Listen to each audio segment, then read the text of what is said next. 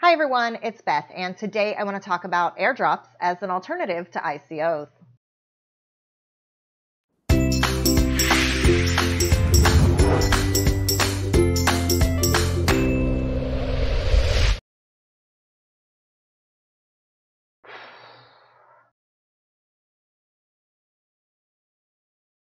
Okay, so today there was an article that was posted on CoinDesk, and it is titled, John McAfee won't promote ICOs anymore because of, quote, SEC threats.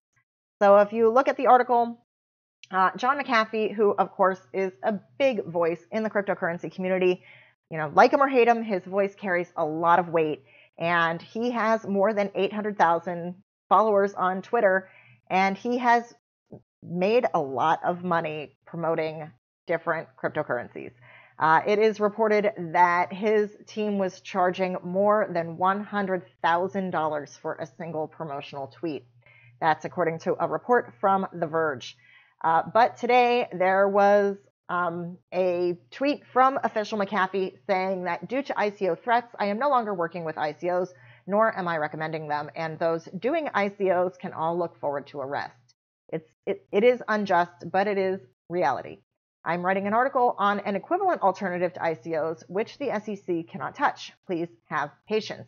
Of course, we can sit back and wait for that article to come out to see what John McAfee thinks will be the next viable way to get to, I guess, crowdfund for your project. But in the meantime, there have been a lot of airdrops that have been coming out, which are, in lieu of doing an ICO.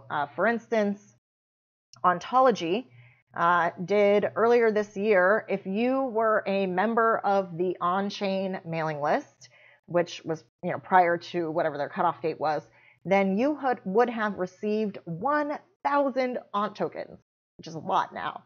It was a lot then. So even whenever they did this, the Ontology was about $1. So, they were giving away a lot of tokens just for being a member of the mailing list. And that was a reward for supporting the community, which I think is just a lot more viable than, than having a public crowd sale at this point. At least for some projects. So Ontology, and let's face it, if you have been investing in ICOs, you have probably seen that when it gets listed on the exchange, people are willing to dump for way less than you paid for your tokens. And that's because there was probably a pre-sale to the pre-sale to the pre-sale that was for special investors who definitely aren't you and aren't me.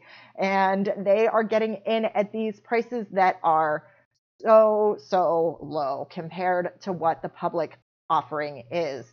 So one thing that I think is attractive to me is looking for airdrops rather than looking for public sales to get into, because frankly, I think that the profit is all doled out by the time it comes around, by the time an ICO comes around to its public sale. So, and I learned the hard way. I invested in some ICOs where I definitely was, missed out on some very private pre-sales that sold for much cheaper than I was able to buy. So anyway, on-chain decided to reward their community by giving out tokens in an airdrop rather than having a public sale.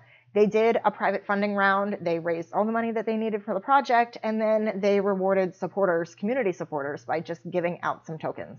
And, I think that is a great way to establish a community and reward a community and, help to make sure that kind of the same effect happens from people who invest at an ICO phase, where you want to get out and spread the word about a token or a coin or a project because, you think it's a good idea. So, if you are in this position where you were an early supporter of on-chain, then you were rewarded. And I think that this is definitely, we're going to be seeing more of this as time goes on. I know I heard that when the EOS mainnet launched, that there were 17 airdrop tokens that came out alongside of that. So with so many different tokens that are becoming, having their own mainnet launch and being their own block and having their own coins, that we will see additional airdrops happen on all these mainnet launches, basically right around the time of the mainnet launch.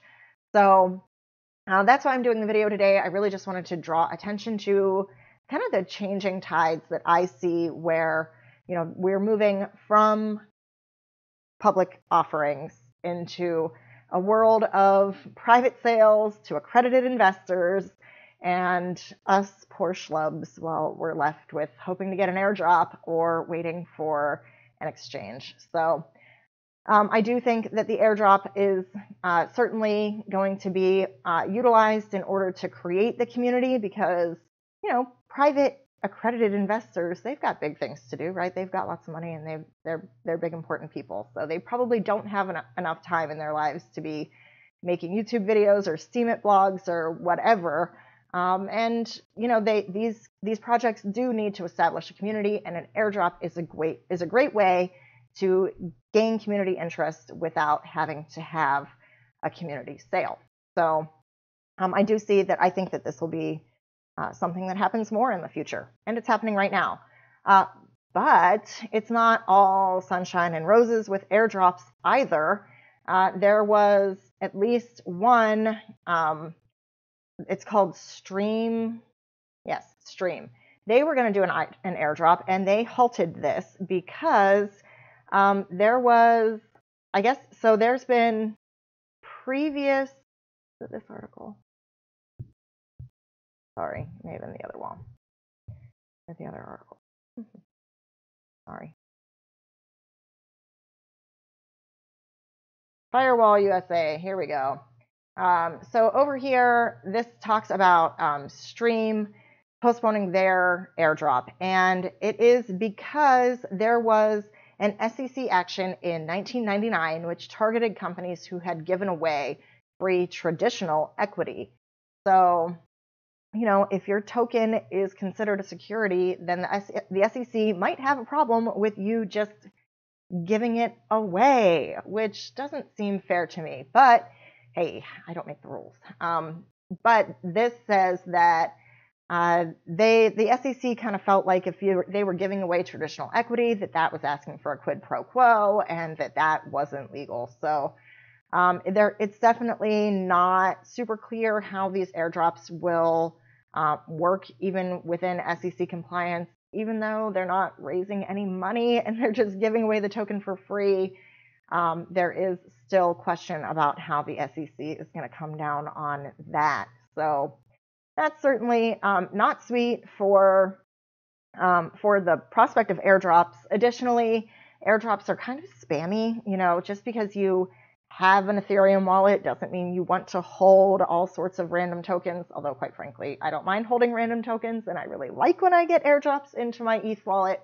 But some people don't, and it feels like email spam to them. So there's also this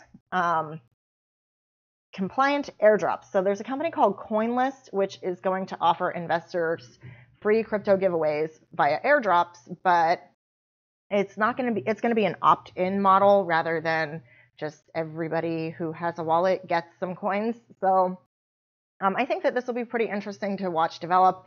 This article on CoinDesk, though, this is old. This is from April 25th. So, there's not a lot of new information here, but this CoinList, they're basically saying that, they're going to have an opt-in system so that people can only get coins that they are interested in, and that CoinList will take some of the AML, KYC onerous away from the token distributor and, assume some of that responsibility for themselves, which, again, I think that this is all very new, and it will certainly be interesting to see how it all plays out. But that's kind of what the climate is right now. I do think that we will see more airdrops, certainly on these new blockchains. So, as we're seeing the mainnet come live for EOS and Tron and Zilliqa and Ontology, and